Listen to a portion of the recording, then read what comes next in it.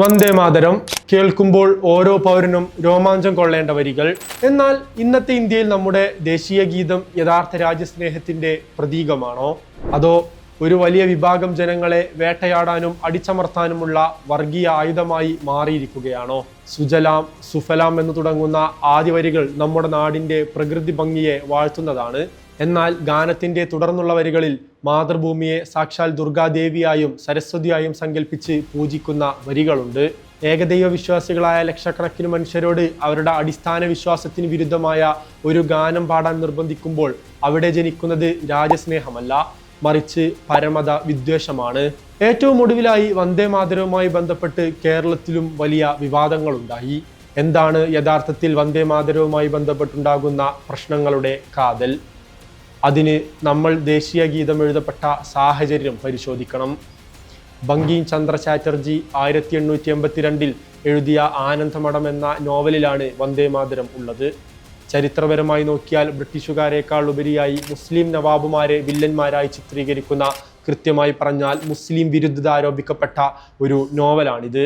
വിഗ്രഹാരാധനയെ അടിസ്ഥാനപരമായി എതിർക്കുന്ന ഒരു വിശ്വാസ സമൂഹത്തോട് ഈ വരികൾ പാടാൻ ആവശ്യപ്പെടുന്നത് അവരുടെ വിശ്വാസത്തിനു മേലുള്ള കടന്നുകയറ്റമല്ലേ? തദ്ദേശീയമായി നടന്ന സംഘർഷങ്ങളുടെ സാഹചര്യത്തിൽ എഴുതപ്പെട്ട ഒരു നോവലിലെ ഗാനം മുഴുവനായി പാടണമെന്ന് നിർബന്ധം പിടിക്കുന്നതിലൂടെ, മറുത്താണെങ്കിൽ ശിക്ഷ എന്ന് ആജ്ഞാപിക്കുന്നതിലൂടെ സംഘപരിവാർ എന്താണ് യഥാർത്ഥത്തിൽ ലക്ഷ്യം വെക്കുന്നത്? വന്ദേ മാതരവുമായി ബന്ധപ്പെട്ട ചർച്ചകൾ ഇന്ത്യൻ ചരിത്രത്തിൽ ആദ്യമായല്ല നടക്കുന്നത്. ഇന്ത്യയുടെ സ്വാതന്ത്ര്യ സമര നേതാക്കൾ വന്ദേ മാതരത്തിലെ വരികളിലുള്ള വിയോജിപ്പ് കൃത്യമായി പ്രകടിപ്പിച്ചവരാണ്. 1937 ജവഹർലാൽ നെഹ്റുവും സുഭാഷ് ചന്ദ്രബോസും രവീന്ദ്രനാഥ ടാഗോറും എല്ലാം ഇതിനെക്കുറിച്ച് ഗൗരവമായി ചർച്ച ചെയ്തിട്ടുണ്ട്. ഗാനത്തിലെ ദേവീസ്തുതികൾ ഇന്ത്യയിലെ ഒരു വിഭാഗം സമൂഹത്തെ അകറ്റാൻ മാത്രമേ ഉപകരിക്കൂ എന്ന് ടാഗോർ അന്ന് കൃത്യമായി ചൂണ്ടിക്കാട്ടി. അതുകൊണ്ടാണ് മതപരമായ സ്പർശമില്ലാത്ത ആദ്യ 2 ഖണ്ഡികകൾ മാത്രം ദേശീയ പ്രസ്ഥാനത്തിനായി കോൺഗ്രസ് സ്വീകരിച്ചത്. പിന്നീട് 1950 ജനുവരി 24 ഭരണഘടനാ അസംബ്ലിയിൽ വെച്ച് ഡോക്ടർ രാജേന്ദ്ര പ്രസാദ് ജനഗണമനയെ സ്വതന്ത്ര ഇന്ത്യയുടെ ദേശീയ ഗാനമായി പ്രഖ്യാപിച്ചു. വന്ദേ മാതരത്തിന് തുല്യ പദവി നൽകിയെങ്കിലും അത് പാടുന്നത് ഒരിക്കലും ഭരണഘടന നിർബന്ധമാക്കിയിരുന്നില്ല. പിന്നെ എന്തിനാണ് BJPയും സംഘപരിവാറും ഇപ്പോൾ വന്ദേ മാതരത്തെ ഇത്രയധികം ആഘോഷിക്കുന്നത്? അവരുടെ ലക്ഷ്യം വളരെ വ്യക്തമാണ്.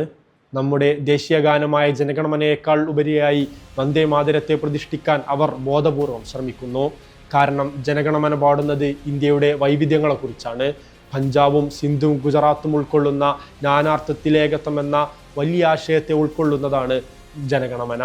എന്നാൽ വന്ദേ മാതരം മുഴുവൻ പാടണമെന്ന് ആജ്ഞയിലൂടെ സംഘപരിവാർ മുന്നോട്ട് വെക്കുന്നത് ഹിന്ദുത്വ രാഷ്ട്രമെന്ന മതാധിഷ്ഠിത സങ്കല്പമാണ്.